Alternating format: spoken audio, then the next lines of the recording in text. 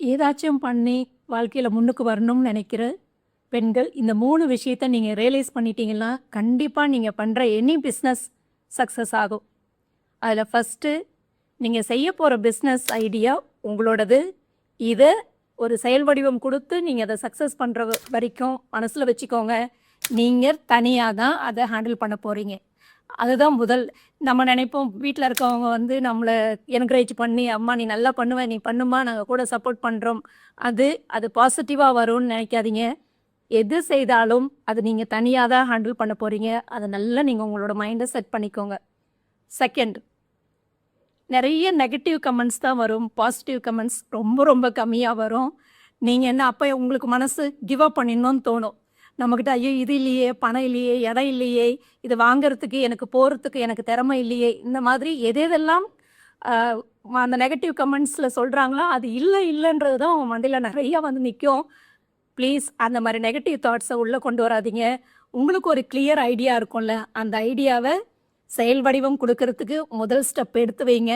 அதுக்கான வழிகள் எல்லாமே தானாக வரும். அதுதான் யூனிவர்ஸோட ரியாலிட்டி.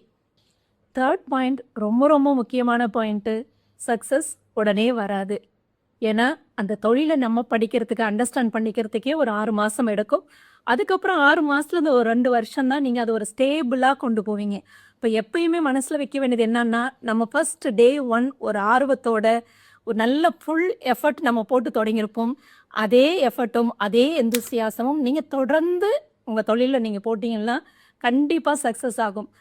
நம்ம எந்த தொழில் செய்கிறோமோ அது ரிலேட்டடாக புதுசாக என்னெல்லாம் மார்க்கெட்டில் இருக்குது அப்படின்ட்டு நம்ம அப்டேட்டடாக வச்சுக்கணும். அது ரொம்ப முக்கியம்.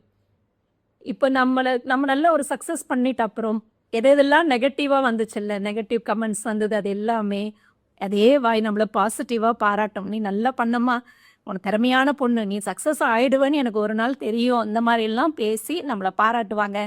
அது நெகட்டிவ் கமெண்ட்ஸோ பாசிட்டிவ் கமெண்ட்ஸோ அது விஷயம் இல்லை. நம்ம சக்ஸஸ்ஃபுல்லாக இருக்கணும், நம்ம வாழ்க்கையில் முன்னுக்கு வரணும். அப்போ இந்த 3 பாயிண்ட்ஸையும் மனசில் வச்சுட்டு உங்களோட தொழிலை தொடங்குங்க. நீங்கள் சக்ஸஸ்ஃபுல்லாக இருப்பீங்க. All the best.